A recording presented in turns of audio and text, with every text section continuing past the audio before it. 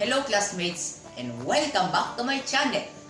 Alam mo ba kung ano ang reduction? Ito ay isang method o paraan kung saan ay isi-simplify ang fraction o numero sa pinakamaliit na form o ang simplified form. Magagamit natin ito sa mga numbers na maaari pang paliitin upang padaliin ang pag-solve.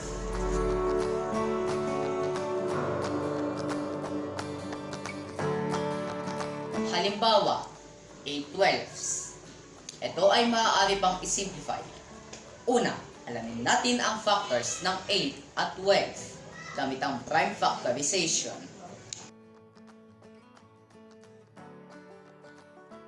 Ang mga factors ng 8 ay 1, 2, 4, at 8. Habang ang factors ng 12 ay 1, 2, 3, 4, 6, at 12. Para ma-reduce ang 8/12 sa pinakasimpleng form nito, gamitin natin ang greatest common factor ng 8 at 12. Ito ay ang 4. 8/12 divided by 4/4 equals 2/3 or 2/3. Ang simplest form ng 8/12 ay 2/3.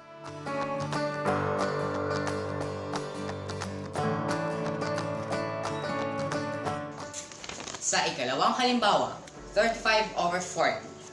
I-reduce natin ito sa simplest form.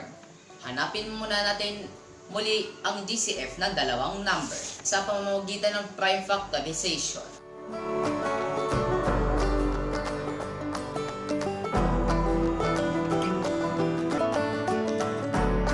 Ang factors ng 35 ay 1, 5, 7, at 35. Habang ang factors naman ng 40 ay 1, 2, 5, 10, 20, at 40.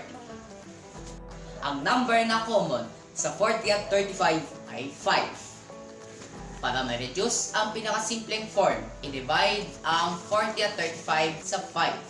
35/40 divided by 5/5 equals 7/8 or 7/8.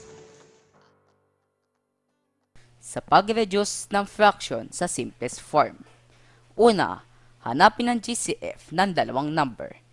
Pinakamadaling paraan ang prime factorization.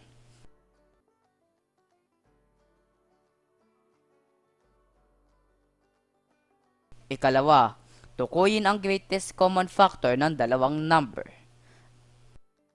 Ikatlo, i-divide ang dalawang number sa GCF.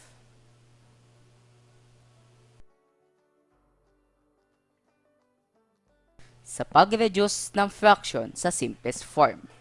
Una, hanapin ang GCF ng dalawang number. Pinakamadaling paraan ang prime factorization. Ikalawa, tukuyin ang greatest common factor ng dalawang number. Ikatlo, i-divide ang dalawang number sa GCF.